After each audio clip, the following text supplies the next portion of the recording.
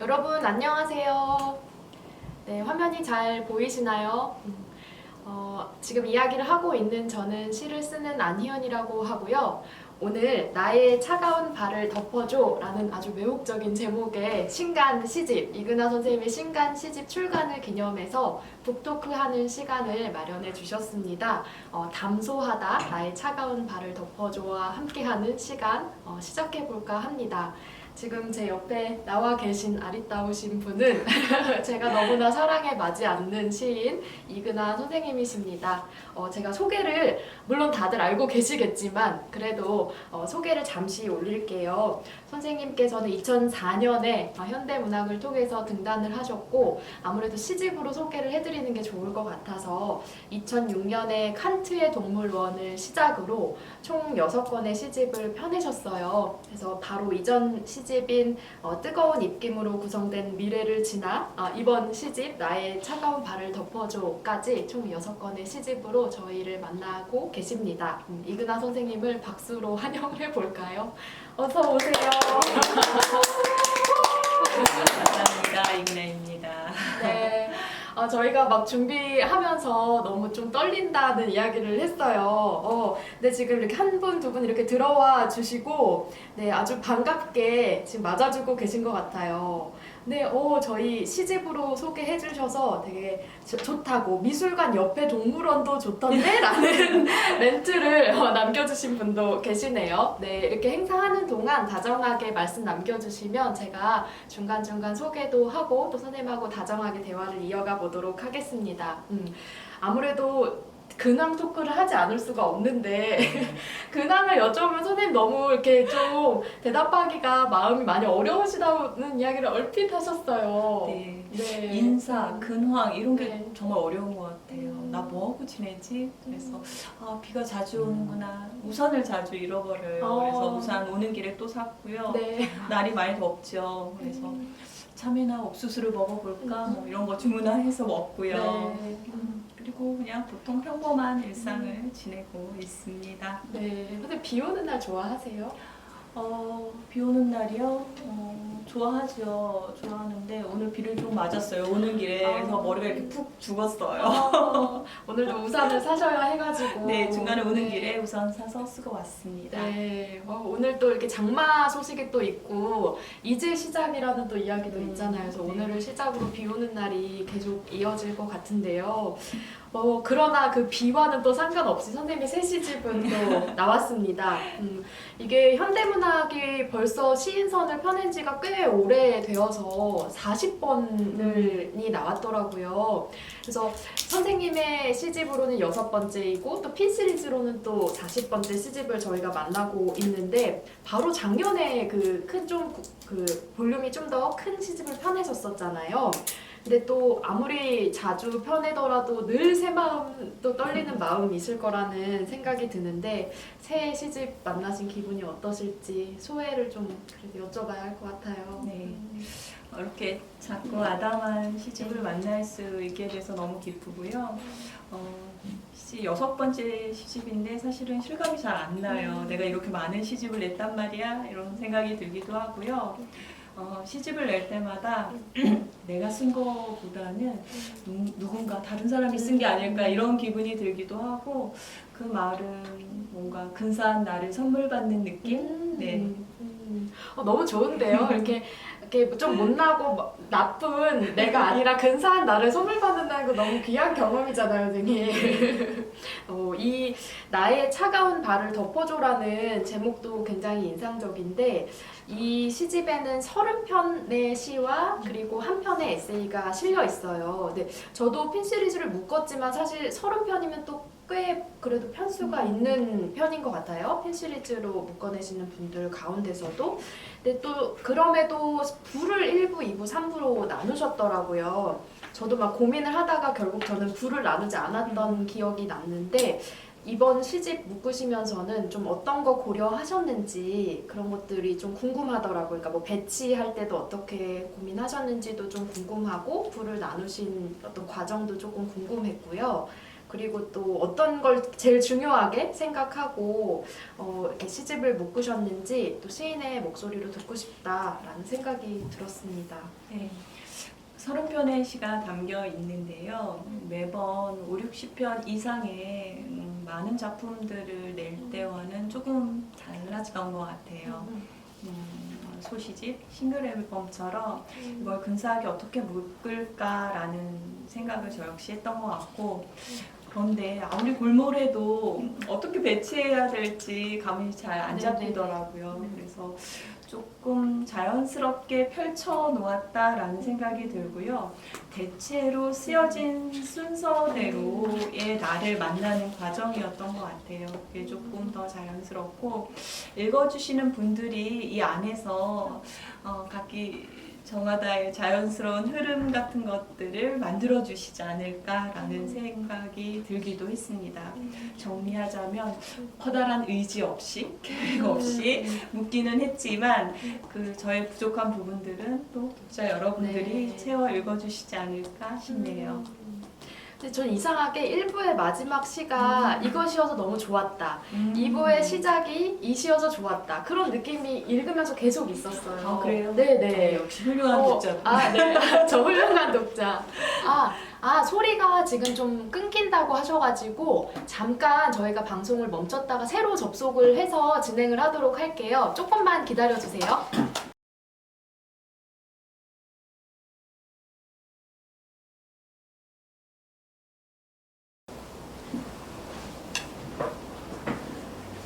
네, 저희 잠시 정비의 시간을 가지고요.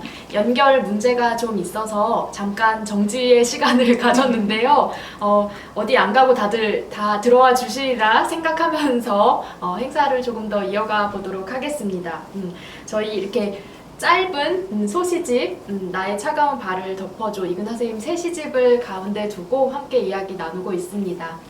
제가 오늘 파란 옷을 입고 왔어요, 선생님. 네, 선생님의 이 시집 색깔과 약간 깔맞춤하는 느낌으로 나름의 이벤트로 파란색 옷을 좀 선택을 고맙습니다. 해봤는데요. 네, 시집 표지가 정말 예쁘고 저는 보자마자 선생님의 뒷모습이랑 너무 오버랩이 딱 된다. 정말요? 네, 라고 생각이 드는 거예요. 그리고 이 차가운 이 나무의 질감과 그리고 이 아주 커다란 어떤 파랑의 색감이 전해주는 어떤 다양한 말들이 저한테는 막 한꺼번에 읽히는 듯한 느낌이 들어서 참 좋았는데 선생님 이 표지는 어떻게 이렇게 함께 되셨나요? 실제 표지로. 네. 표지 이 작품 너무 마음에 들고요. 최지민 작가님의 작품 중에서 제가 애써 골라서 꼭 이걸로 하고 싶다라고 선택했던 작품이고요. 이 그림을 보면서 이게 나였으면 좋겠다. 나라고 우겨야지. 뭐 이런 기분을 느꼈던 것 같아요. 최지민 작가님이 입체적이고 환상적인 공간을 연출하는 여러 작품들이 있는데 그 중에서도 특별한 느낌을 불러일으키는 이 작품을 저희 시집에 얹게 되어서 너무나 영광이고요. 감사합니다. 제목도 좀 궁금해요, 선생님. 이게 표제가 될 여러 시들이 사실은 있었고 후보들도 좀 있었을 것 같은데 왜 이 제목을 고르셨는지도 좀 독자분들에게 소개해 주세요. 네, 차갑다라는 감각이요. 뭘까요? 제가 생각했던 것은 이불 밖으로 빠져나온 사람의 발이었던 것 같아요. 꼭 그게 뭐 어떤 정서적인, 감흥적인 뭐 그런 말들은 아닌 것 같은데 누군가의 이불 밖으로 빠져나온 발이 차갑다고 제가 느꼈던 것 같고 그런 순간들을 조금 살려서 쓰고 싶지 않나라는 생각을 했습니다. 또 어쩌면 차가운 것이 저에게는 고통의 감각이기도 한 것 같아요. 뭐 힘들고 힘겹고 어려운 순간들의 감각이 제게는 조금 차가움으로 다가오지 않나 그런 생각을 해봅니다. 이불 밖으로 이렇게 삐져나온 발 보면 덮어주고 싶은 마음이 드세요, 선생님? 고민이 돼요. 저 발이 나는 몹시 차갑게 느껴지는데 저걸 덮어줘야 되나 말아야 되나 뭐 잠을 깨우면 어떡하지? 혹은 발이 뜨거워서 이불 밖으로 내민 게 아닐까라는 생각이 들고요. 사실 아무것도 안 하고 그냥 바라만 보고 있어요. 그렇구나. 저는 막 어떻게 덮어줘야 되는데 이렇게 고민만 음. 하다가 시간이 한없이 흐를 것 같은데 선생님은 덮지 않아야 하는 상황일 수도 있다는 것까지 다 짐작을 하시고 마음을 크게 쓰시는 것 같다는 생각이 문득 듭니다. 네. 이것도 약간 돌발 질문인데 네. 이 파란 표지를 이렇게 보았을 때 그림 속에 있는 커다란 파랑을 보았을 때 선생님한테 어떤 풍경이 가장 먼저 떠오르던가요? 이 파랑. 네. 이게 근데 뭔가 있는데 사실은 어떤 파랑으로 덮인 걸 수도 있잖아요. 가림막이자 장벽일 텐데 저는 이 사람 앞에 이 파랑이 있어서 나무를 더 잘 볼 수 있지 않을까. 가려져 있어서 혹은 저 너머에 나무가 있어서 나무를 훨씬 더 잘 볼 수 있게 해주는 어떤 게 아닐까라는 생각을 했던 것 같긴 해요. 저 지금 감동받았어요. 왜냐하면 선생님의 시하고도 너무 잘 어우러지는 말씀이신 그런가요? 것 같아요. 네. 보이는 것들이 사실은 어떤 가려져 있기 때문에 그 너머나 그 안쪽을 더 잘 들여다볼 수 있다는 말씀이신 것 같아서 늘 선생님도 그러면 이렇게 더 잘 볼 수 있는 어떤 장벽이라는 생각을 하시면서 또 시를 쓰거나 생활을 하시진 않을까라는 그런 짐작을 또 조심스레 해보게 되네요. 근데 차가운이라는 말을 선생님 평소에 좋아하세요? 왜냐하면 시집 제목 중에 차가운 잠도 있으시잖아요. 맞아요. 그래서 2번이나 이제 시집 제목을 차갑다는 말을 쓰셔서 저는 이게 선생님한테 굉장히 좀 의미심장한 그런 형용사인가? 라는 생각이 문득 들었거든요. 차가운 잠은 냉동 수면 상태를 생각하면서 썼던 것 같긴 해요. 근데 이번 시집이 겹치는구나 라는 의식을 못했던 것 같은데 뭐랄까 냉동 수면의 상태가 뭐 죽음에 가까운 감각이라면 이번 차가운 발을 덮어줘는 삶의 감각에 좀 더 가까운 게 아닐까라는 느낌이 드네요. 네, 죽음, 어떤 냉동이 아니라 정말 그야말로 차가운 발일 네. 뿐인 어떤 생활의 감각과 다 있는 발에 대한 이야기들을 조금 더 풀어가 보면 좋을 것 같아요. 저는 시집 제목이 나의 차가운 발을 덮어준데 첫 시를 딱 펼치자마자 첫 번째 구절이요, 선생님. 저 너무 하신다고 생각했어요. 빗소리가 손과 발을 지운다 라는 문장으로 시작이 되잖아요. 하와이가 녹아서 라는 제목의 시가 맨 처음으로 배치가 되어 있는데 가뜩이나 차가운데 막 지우고 녹고 선생님 이번에 이렇게 흘러내리는 이미지도 많고요. 눈사람도 등장을 하고 이렇게 뭔가 계속 지워지고 희박해지고 그런 감각들이 선생님의 시에서 좀 많이 발견된다는 생각을 하게 됐어요. 근데 마지막에 또 꿈에 갇혀버리기까지 하잖아요, 이 사람이. 근데 이 먼 하와이와 이 현실에 있는 나와 이 거리감이 하나로 이렇게 좀 일치되는 것 같은 느낌도 저한테는 조금 들었고 선생님한테는 왜 이 시가 첫 시가 되어야만 했을까 그게 조금 궁금했어요. 그쵸. 지우고 사라지는 감각들을 왜 첫 시로 했을까 가만히 생각해 봤는데요. 근 2년간을 우리가 재난의 시간? 네. 다들 힘겹고 어려운 시간들을 보냈잖아요. 그래서 하와이가 녹을 일은 없지만 녹고 있는 하와이를 생각하면서 혹은 그런 상상력 속에는 지난 시간들의 어떤 캄캄한 마음 같은 것들을 담아보고 싶었던 것 같아요. 한없이 불안하고 우울하고 어찌해야 할지 모르는 그런 재난의 감각이 여기에 좀 담겼으면 좋을 것 같아요. 언제 하와이가 녹아버릴지도 모르겠다라는 뜬금없는 서사를 첫 시에 담아 보았습니다. 근데 이게 전혀 뜬금없어지지 않는다는 게 문제인 것 같아요. 실제로 지금 너무 많은 곳들에서 빙하가 막 녹아내리고 이러다 보니까 이게 먼 미래가 아니라 너무 가까운 재난이고 가까운 고통 같다는 생각을 좀 하게 되더라고요. 이쯤에서 저희가 선생님 낭독도 한번 들어보고 싶은데 혹시 저희한테 어떤 시를 읽어주시려고 골라오셨을까요? 예. 시집 16페이지에 있고요. 두 번째 수록 시입니다. 너는 누굴 반사하니? 라는 작품 읽어보도록 할게요. 제주도에 가서 고등어를 잡았어요. 서른을 기념하기 위해서 고등어 30마리를 양독이 가득 채웠어요. 미끈거렸어요. 나의 서른이 반짝거렸어요. 나의 여자가. 먹지는 않았습니다. 생선은 싫어해요. 양동이 가득 고등어를 바다에 되돌려 주었어요. 나의 서른이 쏟아졌어요. 주르르 단번에. 다 살아날까요? 되돌아갈 수 있을까요? 멈추지 않고 헤엄쳐가면 만날 수 있을까요? 고등어는 의미가 없어요. 30세는 아무것도 아니어서 좋아요. 마음대로 편집해도 좋아요. 나의 여자는 순서가 없어요. 물결처럼 멈추지 않아요. 나는 언제부터였을까요? 비행기를 탔어요. 다시 집으로 돌아가려고요. 나의 여자가 없는 내게로, 내 여자는 다시 없을 내게로, 내가 나에게로, 푸른 고등어로. 와, 선생님의 육성으로 시를 들으니까 너무 또 색다른 느낌이 들고 좋네요. 제주도에 다녀오셔서 쓰신 시인가요, 선생님?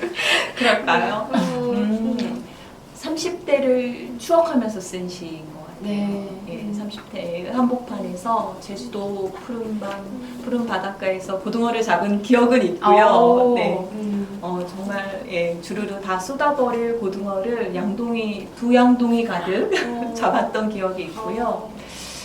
그 고등어나 제주도 얘기를 하고 싶었던 건 아니고요. 제가 낚시를 굉장히 좋아하고 선망해요. 근데 낚시의 경험이 특별하게 나를 잊을 수 있게 하는 것 같아요. 나의 성별, 나의 나이, 나의 위치, 나의 직업. 그래서 오히려 적극적으로 고등어를 잡는 그 여행에서의 경험을 30대라는 특별한 시기와 더 결부시켜 보고 싶었던 것 같아요. 시적으로. 네.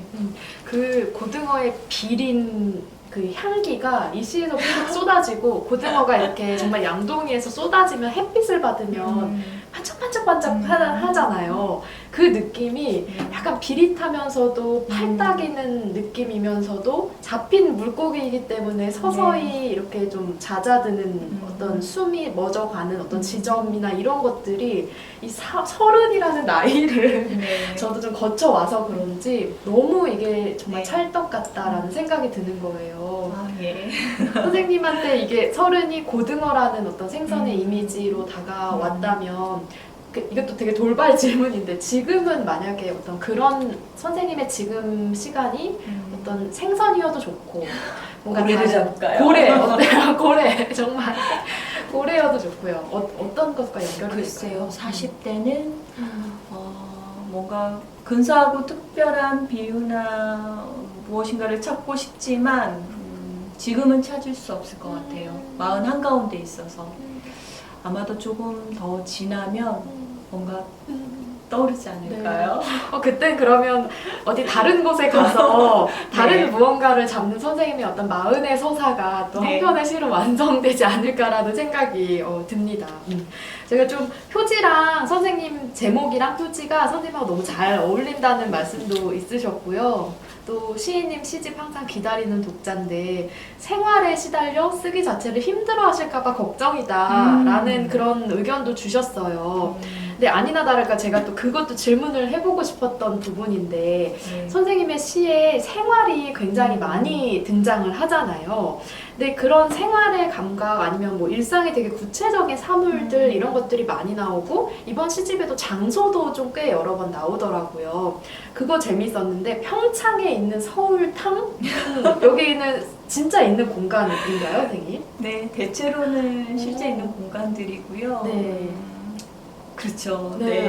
근데 이런 공간이 사실은 너무 일상적인 공간인데 선생님 시를 읽다 보면 이게 어디 마법의 공간 같고 현실과 동떨어진 이상한 막 시간이 무화된 장소에 톡 이렇게 놓여있는 뭐 장소 같고 아주 낯설어지는 경험들을 좀 하게 되는 것 같아요. 선생님이 쓰면 콘센트도 그냥 콘센트가 아닌 것 같고 뭔가 다른 세계와 접속하는 마법의 도구가 되는 것 같고 저한테는 그렇게 선생님의 시를 읽는 경험이 계속 낯선 세계, 일상 안에 있는 다른 어떤 나의 얼굴과 계속해서 접속하는 지속하는 시간처럼 느껴지거든요. 그래서 제가 오늘 작정하고 선생님의 이 그 일상을 좀 굴절시키는 비밀을 알아내야 되겠다라는 결심을 하고 왔어요. 그래서 이렇게 일상을 조금 약간 낯설게 보는 선생님만의 어떤 그런 노하우랄까? 방법이랄까? 그런 게 혹시 있으신가요? 솔직히 고백하자면요, 저는 어떤 시적인 특별한 것들을 잘 못 찾아내는 것 같아요. 오히려 제게 시는 경험 위에, 일상 위에 있는 어떤 것들인 것 같고요. 조금 더 풀어서 얘기해 보자면, 누구나 여러 얼굴을 가지고 살잖아요. 시를 쓰기도 하고, 또 학생들에게 문학을 가르치기도 하고, 또 부모님, 이런 여러 역할을 잘 수행하기 위해서 뭔가 잘 꿰맞추고 살다가 잘 안 되는 경우가 있어요. 호흡이 엉키고, 또 막 이렇게 마음이 들썩거리고, 이렇게 발걸음도 휘청거리는 어떤 날들이 있는데, 그런 날들에 마주하는 굉장히 일상적인 풍경들, 소소한 물건들, 그런 것들을 통해서 오히려 그런 엉키는 호흡, 휘청거리는 발걸음, 그런 것들을 좀 치유받는 것 같아요. 그래서 오래 뭔가를 바라보고 말 걸고 질문하는 작업이 제게는 좀 시 쓰는 작업이 아닐까. 예.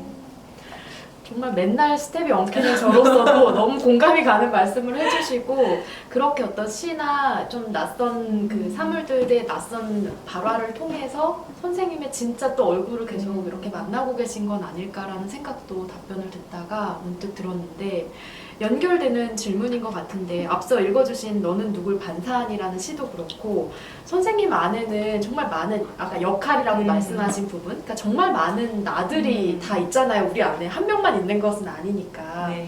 근데 특히나 선생님 시에는 그 세분화된 얼굴들이 너무 선명하게 드러나는 것 같아요.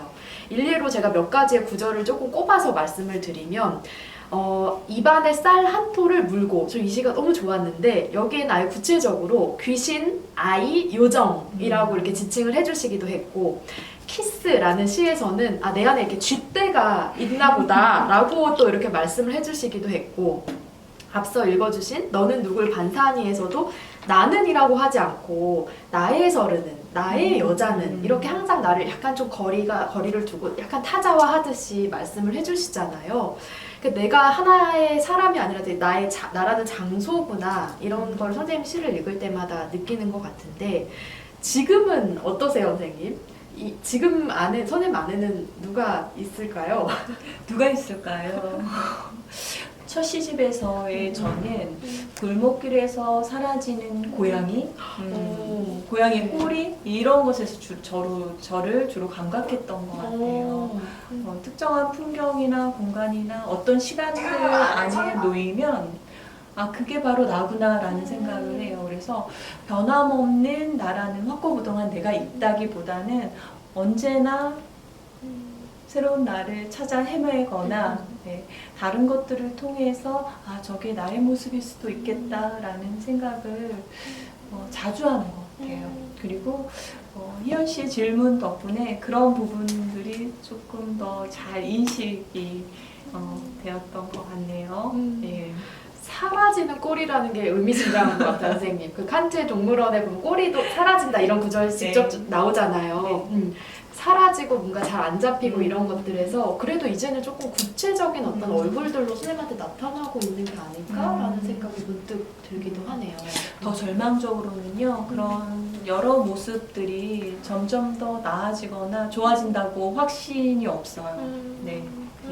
그런 확신이 있었다면 글을 쓰지 않았을 텐데, 그런 확신이 없는 상태에서 불안에 대면하면서 시를 계속 쓰게 되는 게 아닐까라는 생각이 들고, 희연 씨 시집에도 사라지거나 녹거나 이런 이미지들이 많죠. 자주 등장하잖아요. 그런 불안한 느낌을 충분히 공감할 수 있는 것 같아요. 그래서 제가 선생님 시를 더 좋아하나 봐요. 왜냐면 너무 내 얘기 같고 어떻게 나랑 똑같은 마음을 가지고 이런 구절을 쓰셨을지가 좀 더 깊이 만져진달까? 그런 느낌이 좀 들었어요.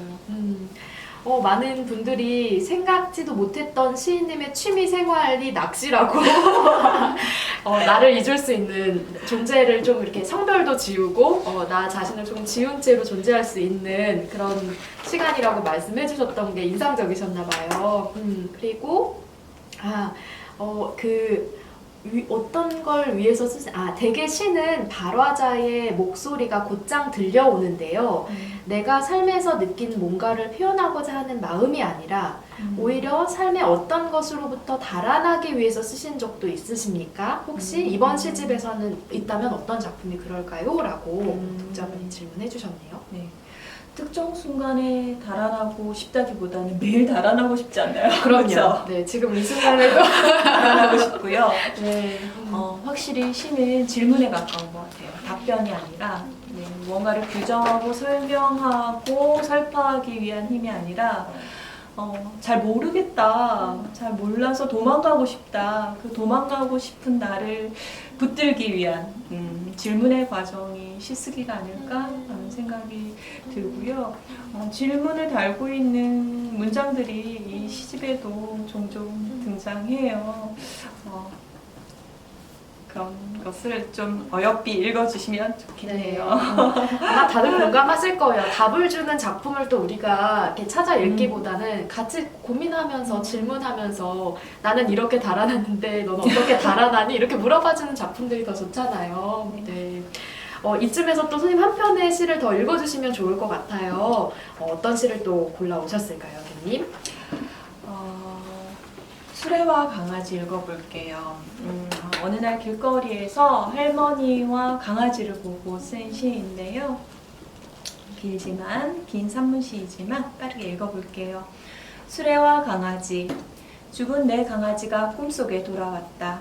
꿈속에 돌아온 강아지는 집을 나가 눈밭에 굴렀다.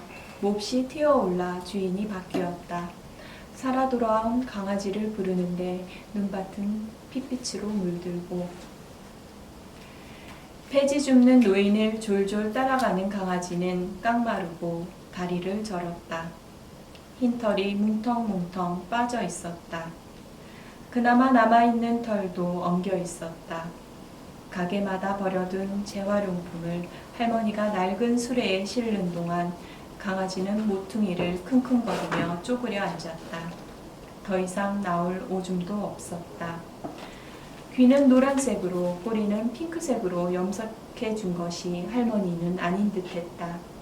구겨진 페트병도 겨우 들어올리는 노인이 무슨 힘과 정성으로 강아지를 물들이겠어. 마스크는 하나마나 턱 밑으로 흘러내리고 할머니 찾기를 건너야 하는데 수레만으로도 버거운데 강아지는 이리저리 날뛰었다. 말을 듣지 않았다. 할머니는 강아지를 끌어안았으나 이번에는 수레가 문제다. 수레와 강아지. 건널목을 건너는 사람들이 할머니를 훔쳐보았다. 몸통에 들러붙은 4개의 팔다리, 앞뒤로 덜렁거리며 나아가려는, 무겁게 흔들리다가 주저앉는. 수레와 강아지 간신히 건넜다. 할머니 이번엔 버려진 의자에 강아지를 앉혀놓고 바지춤에서 주섬주섬 비닐끈을 꺼냈다. 할머니 그래도 힘이 남아있네. 흘러내린 상자를 야무지게 다시 묶었다. 마스크는 여전히 턱에 걸려있고 침을 탁탁 발라가며 콩콩 붙들어맸다. 다 터져서 스펀지가 비어져 나온 의자 위에서 강아지는 시무룩하게 엎드려 있다. 수레와 강아지. 네, 20페이지, 책 20페이지에 있는 수레와 강아지 선생님의 목소리로 들어봤어요. 앞서 시 읽기 전에 직접 이렇게 본 장면이다라는 말씀을 잠시 해주셨던 것 같은데 이 시도 어디까지가 진실이고 어디까지가 선생님의 문장일까 그게 좀 궁금해지는 시였던 것 같아요. 네.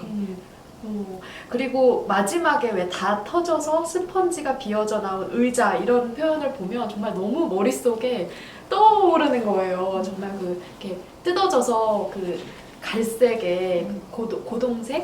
그 색에 이렇게 그 안에 있는 솜이 이렇게 튀어져 나온 그런 의자를 떠올리게 되기도 하고 이 장면을 보자마자 선생님의 느낌은 어떠셨을지 좀 궁금해요. 네, 현실적인 풍경인데 그 건널목을 건너고 있는 그 나이든 할머니와 또 깡마른 강아지를 어떻게 해야 될지 모르겠는 거예요. 그래서 그저 무연히 바라봤던 그 시간이 되게 힘들었어요. 수레를 밀어드린다거나 강아지를 안아준다거나 이런 적극적인 제스처를 취하지 못했던 것 같아요. 그저 불편하게 바라보는 그 눈빛, 그리고 그걸 바라보는 나는 누구였을까라는 질문이 이 시에는 포함되어 있고요. 계속 반복해서 수레와 강아지, 수레와 강아지, 수레와 강아지, 그 반복 속에는 그런 불편한 마음들이 좀 담겨 있지 않나 싶어요. 사실 제가 길에 멍하게 서 있는 시간들이 많은데, 뭐랄까? 요즘은 전기차가 많아서 뭐 아이땡땡, 뭐 T땡땡 이런 네네. 전기차들도 휙휙 지나가면 아, 내가 미래사회에 살고 있는 게 아닌가라는 생각이 들기도 했다가도 바로 그 옆에 이렇게 폐지 줍는 노인과 털이 뭉텅뭉텅 빠져있는 강아지가 겨우 간신히 건널목을 건너는 모습을 보면 여전히 우리가 살고 있는 사회에는 뭐 여러 가지 존재와 풍경들이 뒤섞여 있어서 매번 중심을 잡고 잘 살아가지 않으면 뭔가 잘 보아낸다는 것, 생각한다는 것 이런 것들이 몹시 어려운 것 같다라는 맞아요. 그런 생각들도 좀 했던 것 같아요. 예.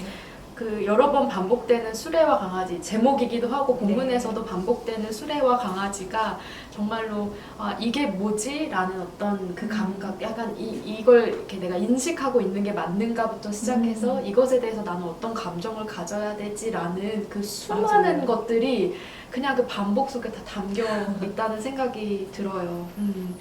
앞서도 왜 그 말씀 해주셨잖아요. 차가운 발을 보면 이걸 덮어야 할지 아니면 어떻게 이렇게 좀 다른 제스처를 취해야 될지 모르시겠다고 하셨던 것처럼 수레와 강아지를 보았을 때도 다가가야 할지 또 혹은 너무 멀어지면 안 되지 않을까 이런 선생님의 마음 안에서 가만히 있는 것 같지만 굉장히 여러 차례의 마음들 경랑이 막 오가고 있겠구나라는 생각을 하니까 앞으로는 이제 횡단보도만 봐도 선생님 생각이 날 것 같아요.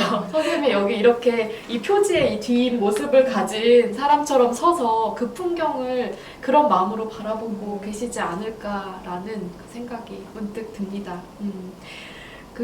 시집 너무너무 궁금하다고 빨리 보고 싶다는 말씀도 해주셨네요. 그 진짜 좋은데 얼른 만나보셨으면 좋겠네요. 네.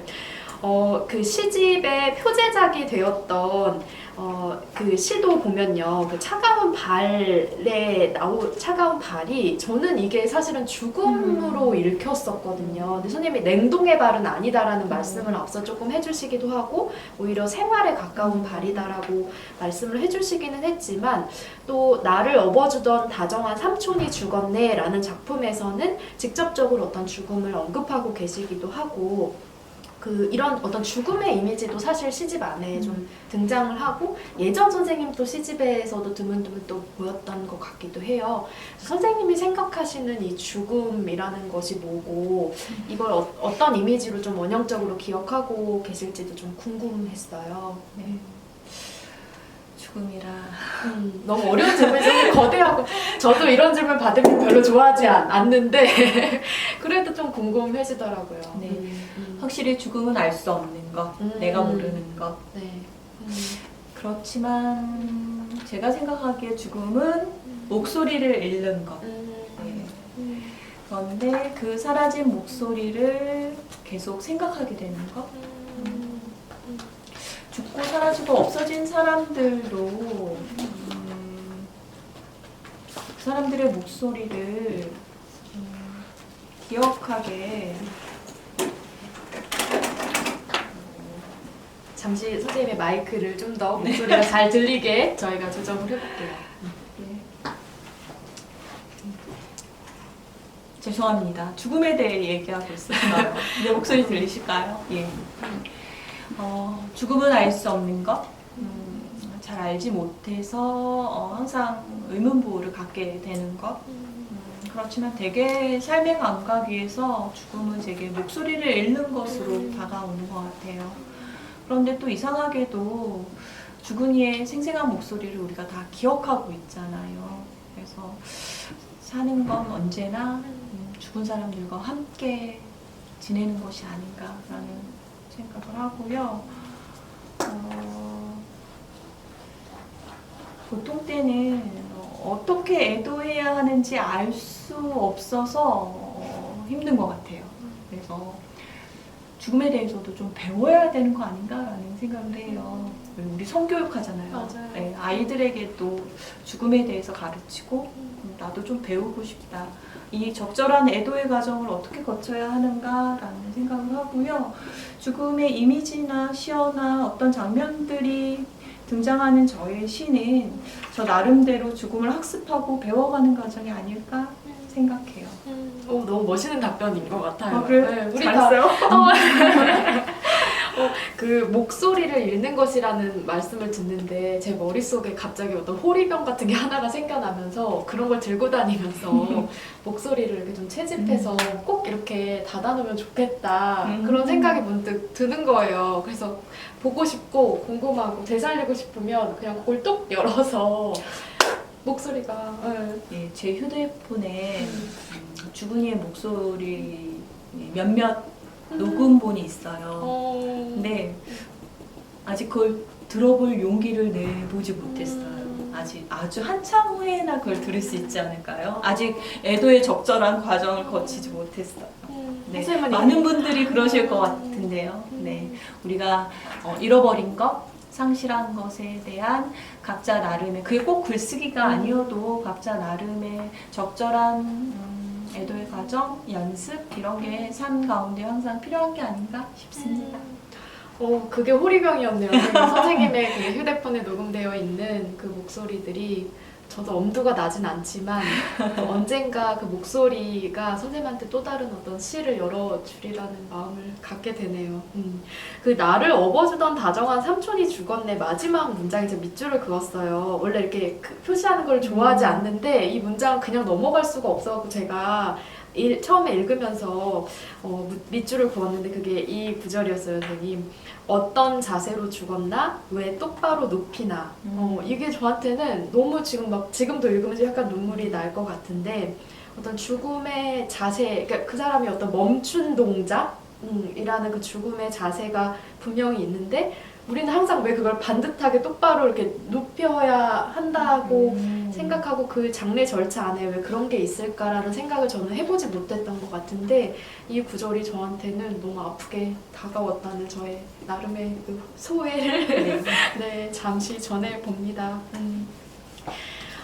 발에 대해서도 좀 질문을 더 해보고 싶어요. 아무래도 제목에 등장을 하기도 하고 발이 시집 안에서 실제로 많이 등장을 하더라고요. 근데 여러 가지 형태로 등장을 하는데 물론 첫 시에서는 녹는 발이었고 목소리를 약간 따라가는 그런 형태로도 발이 등장을 하고 목련꽃 그늘 아래에 보면 나의 발을 삼키고 놓아주지 않는다라는 구절로 시가 끝나요. 그러니까 삼켜지고 붙들리기도 하는 발인 거죠. 그러니까 발이 하여간 너무 고생을 하고 있는 것 같아요, 선생님.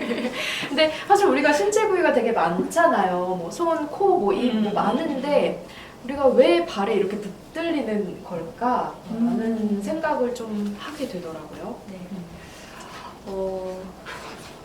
제가 누군가의 발에 시선이 자주 머무는 것 같아요. 그러고 보니 잘 몰랐는데 뭐랄까 발이요 그 사람을 잘 보여주는 것 같아요. 아닌가? 아니 무서워요. 그래서 약간 좀 이렇게 발을 제가 오늘 샌들 신고 왔는데 양말 신을 걸 들키기 싫어. 약간 이런 마음이 들기도. 네. 발이 주는 특별한 인상이 있고요. 그 사람의 발을 보면서 막 이야기가 꾸려질 것만 같은 이게 과도한 어떤 병적 징후일까요? 아니에요. 전혀 그렇지 않습니다. 네. 그리고 발과 관련된 진술들이 희연 씨가 말해줘서 의외로 많다라는 생각을 했고요. 앞으로 더 열심히 써봐야겠다. 발, 이거 괜찮다라는 생각을 해보게 되기도 했어요. 네. 오늘 선생님의 그 다음 시집이 어떤 호리병의 목소리와 많은 발 시편들로 또 이루어질 것 같은 기분 좋은 예감들을 제가 좀 얻어가게 되는 것 같은데요. 이 발이라서 그런지는 모르겠는데 나를 멀리 데려가 주세요라는 구절도 있더라고요. 후쿠시마 활화산 같은 마음으로라는 시인데 혹시 선생님이 괜찮으시다면 이 시를 네. 한번 낭독을 해줘 보시면 어떨까요? 후쿠시마 활화산 같은 마음으로 네. 시집 94페이지에 있고요. 밥은 먹지 않아요. 종일 흔들립니다. 새예요, 쥐예요, 혼자예요. 지붕이 없어요. 발가락이 썩고 있어요. 혼자예요. 혼자는 냄새가 납니다. 혼자인 냄새, 오래도록. 머리 위에 놀아요. 어깨 위에 앉아요. 공중에서 세 바퀴. 나무 위로 올라가요. 손은 망치가 되었습니다. 배고픔, 추락, 불빛. 몰래 숨어 빵을 먹었어요. 훔친 것이었습니다. 빵을 먹는 내내 울었어요. 아무도 없었습니다. 딱딱딱. 빗물 떨어지는 소리. 누구도 오지 않았어요. 창가에 목을 걸어두면 밝은 빛이 쏟아졌고요. 책상 다리를 잘라 악기를 만들었습니다. 나를 멀리 데려가 주세요. 마지막 문장이 너무 슬퍼요, 선생님. 왠지 멀리 못 갈 것 같아서 자꾸 슬퍼지는 것 같아요. 실제 멀리 못 가요. 그쵸? 네, 잘 가지 않고요. 잘 떠나지 않는 편이고요. 제가 어딘가로 가장 멀리 가는 순간은 음악을 들을 때인 것 같아요. 네, 뒤편 에세이에도 예, 피아노 연주곡이나 뭐 이승인의 노래를 들으면서 느꼈던 소외들을 적기도 했는데 우리를 가장 멀리 데려가 줄 수 있는 것 그게 음악이 아닐까 그런 느낌으로 쓴 에세이고요. 음악을 듣는 일이 좀 갇혀있는 저 자신을 좀 풀어주는 것 같고 마음을 좀 열어주는 것 같고 오늘 이 행사 때문에 어제 너무 잠이 안 오는 거예요. 왜요, 선생님? 긴장이 돼서요. 그래서 어제도 손민수 피아니스트의 곡을 오래도록 밤늦도록 계속 반복해서 들었어요. 네. 근데 임윤자는 어떻게 생각하시나요? 갑자기 임유찬의 네. 스승이죠. 네. 네. 좋고요. 손민수 피아니스트도 좋아해요. 네, 갑자기 이렇게 피아노 연주에 대한 이야기를 심도 깊게 나눠야 될 것 같은데 제가 배움이 짧아가지고 요즘은 김소연의 노래도 자주 들어요. 네. 너무 좋죠. 그 선생님 그 프로그램 정말 좋아하셨나봐요. 그 에세이에도 이승윤 가수가 이승윤이라는 이름을 얻기 전에 사실은 그 몇 도 이렇게 불릴 때 이야기가 또 등장을 하잖아요. 또 말씀하시는 거 보니까 잠시 근데 또 독자분께서 눈으로 읽을 때와 귀로 들을 때 너무 느낌이 다르다. 이 낭독의 매력이 뭐라고 생각하시는지 질문하셨어요. 낭독이요. 예. 너무나 떨리는 목소리를 숨기고 자신의 시를 구현해내는 이 일이 상당히 불편해요. 네, 눈물이 날 것 같고요. 울컥할 때도 많아요. 예, 누군가 생각나기도 하고요. 뭐랄까. 그래도 들어주시는 독자분들의 훌륭한 길을 생각하면 언제나 용기를 내서 읽게 되는 것 같아요. 혼자 있으실 때 선생님 네. 시 쓰고 나서 네. 읽어도 보세요? 그런 적 예, 읽어보기도 하고요. 예, 목소리로 구현해내는 때보다 공간을 달리해서 보는 게 시쓰기에 도움되는 것 같아요.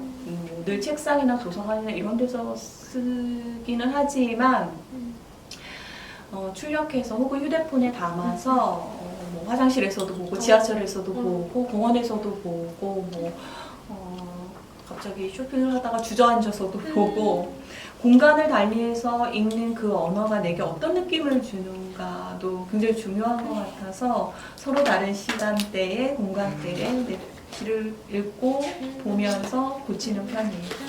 그렇구나. 지금 약간 또 그 마이크 상에 문제가 있나 봐요. 근데 저희가 지금 녹음을 계속 하고 있거든요. 그래서 현장에서는 조금 소리가 안 들리시더라도 저희가 이후에 올라가는 영상에서는 어렵지 않게 소리를 확인하실 수 있으니까요. 조금만 양해를 부탁드려요.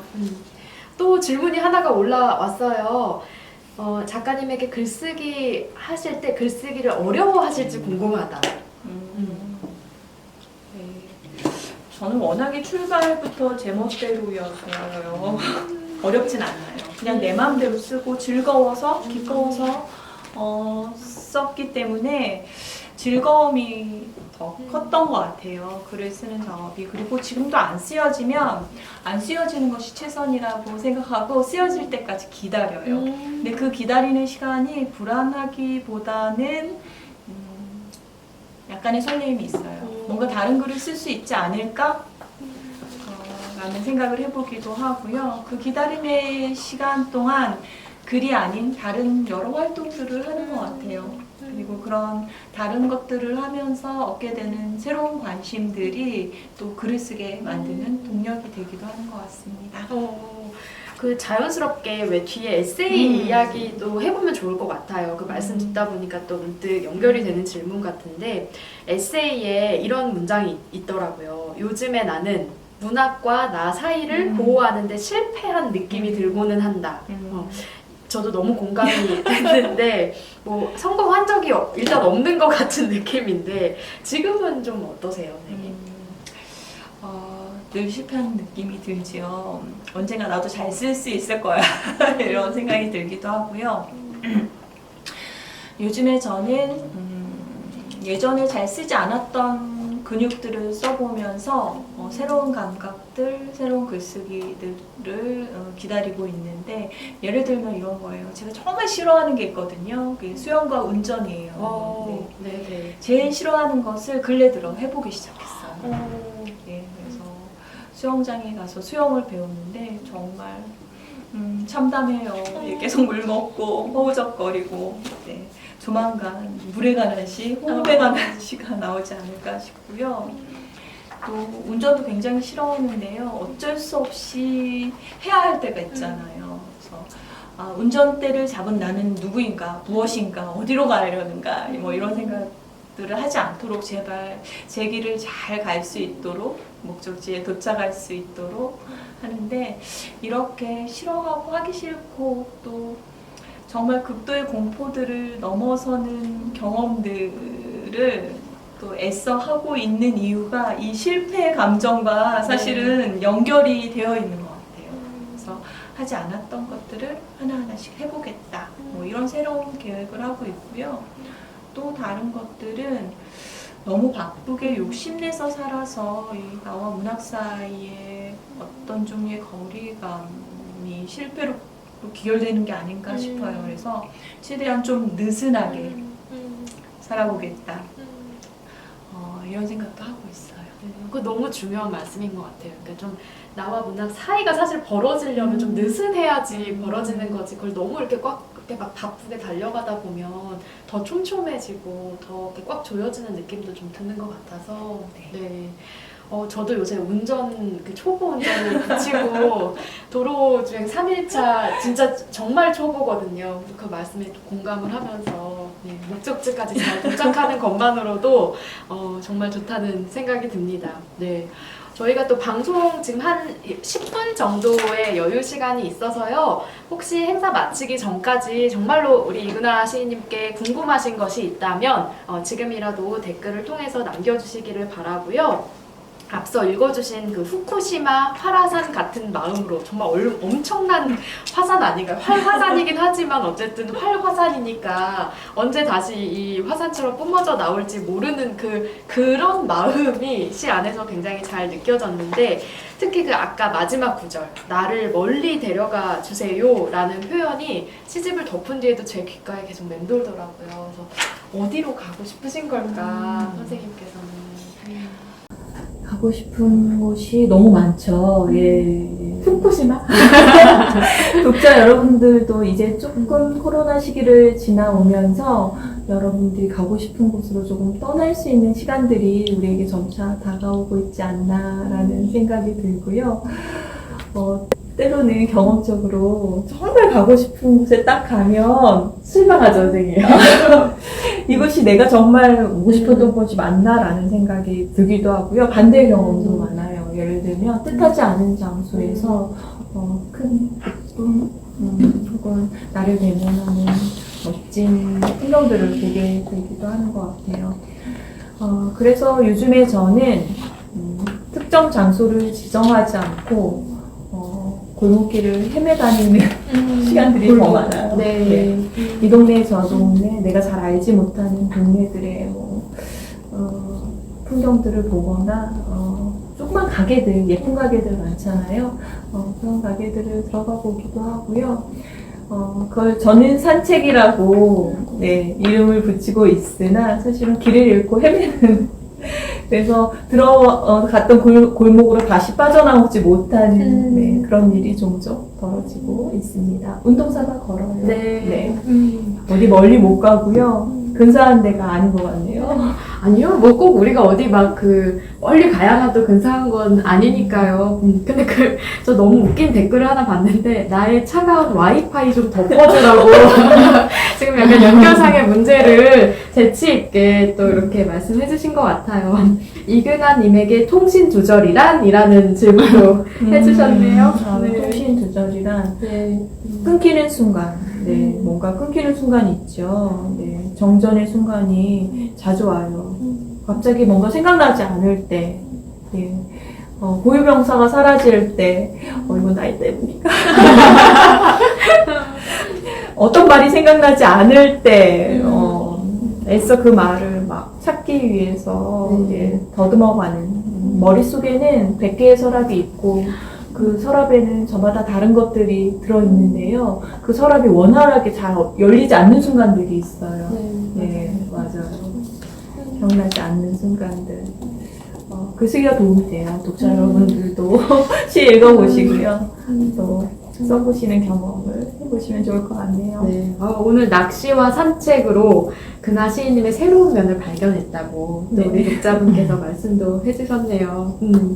그 향후 계획도 조금 궁금해요, 선생님. 물론 작년, 올해 이어서 시집을 내시느라 아마 뭐 시집으로 만나기는 조금 어렵겠지만 그래도 어떤 계획 가지고 계실까요?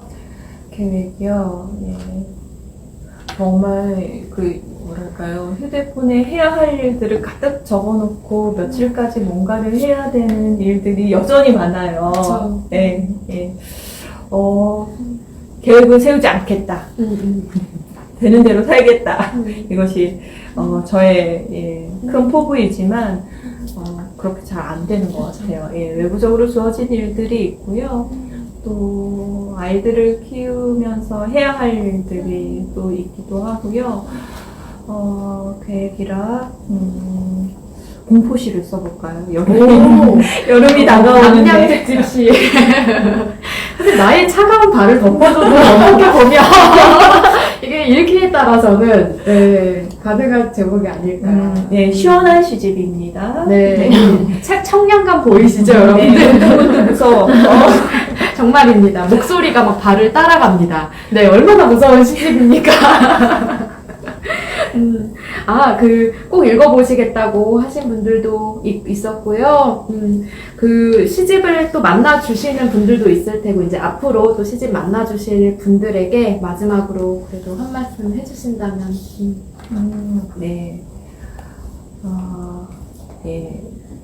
나의 차가운 발을 덮어줘를 만나주실 미래의 훌륭한 독자님들, 그닥 재밌지 않아요. 그닥 신선하지도 않고요. 그래도 여러분의 훌륭한 독서가 이 시집을 더 근사하게 만들어주지 않을까 생각합니다. 이렇게 예쁘게 책을 만들어주셔서 너무 감사드리고요. 또 이런 모습으로 독자분들을 만나게 돼서 영광입니다. 자신 없지만 늘 같은 모습으로 그렇지만 조금 느슨하고 여유 있는 모습으로 괜찮은 사람이 되도록 노력하겠습니다. 이상하네. 아니, 근데 겸손의 표현이시고, 저는 이번 시집이 정말 너무 좋았어요. 그러니까 한번 특히 저는 피가 듣기의 영역이라고 쓰신 그 문장이 있었거든요. 제가 거기서 너무 놀라서 정말 책을 이렇게 떨어뜨릴 정도로 어떻게 이런 표현을 쓰실까? 나는 왜 한 번도 피를 들을 수 있다고 막 생각해보지 않았을까? 그러니까 그런 구절들이 정말 많았어요. 희연 씨가 청각이 예민해서 그래요. 희연 씨의 시에는 괜찮은 그 소리의 이미지들이 굉장히 많아요. 예. 그래서 듣기의 영역이라는 구절이 예, 더 마음에 와 닿지 않았나 싶고 우리 희연 씨 시도 많은 사랑을 받고 있지만 네, 아니 결론이 이렇게 되면 안 되고요. 지금 왜냐면 오늘 시까지 네, 선생님의 시집. 네, 감사의 날이었습니다. 네, 네. 오늘 저도 선생님이랑 같이 이렇게 즐거운 담화를 나눌 수 있어서 너무 행복한 담소의 시간이었고요. 제가 마지막으로 선생님의 그 에세이 반지하방의 순우주에서의 한 구절을 좀 선생님한테 청해볼까 해요, 선생님. 이 구절을 한번 읽어주시면 어떨까요? 제가 너무 좋아가지고 마지막으로 한번 읽어봐 주십사 하고 적어둔 구절이 있거든요. 네, 네. 읽어봐 주세요, 선생님. 네. 잡다하고 복잡한 말들, 알 수 없는 말들, 희한하고 저속한 말들, 어디선가 주워온 말들, 자꾸 비틀리고 미끄러지는 말들 속에 내가 있다. 내가 나를 박차고 나아가지 못한 슬픔 대신에 얼마간의 명랑함이 내 시에 깃들기를 바란다. 네. 제가 정말 밑줄을 막 2번, 3번 긋고 싶은 구절이었는데요. 내가 나를 박차고 나아가지 못한 슬픔이 여러분들 안에 가득하시더라도 우리 항상 명랑함이 깃들 수 있도록 여름을 잘 보냈으면 좋겠고 그것이 선생님의 또 시의 자리라는 것을 저희가 함께 기억했으면 좋겠습니다. 오늘 좀 여러 가지 연결 문제가 있었지만 그래도 마지막까지 함께 해주셔서 너무 감사하고요. 선생님의 새 시집 정말로 많이 사랑해 주시기를 바랍니다. 함께 해주셔서 정말 감사했습니다. 네, 감사합니다. 네, 감사합니다. 안녕.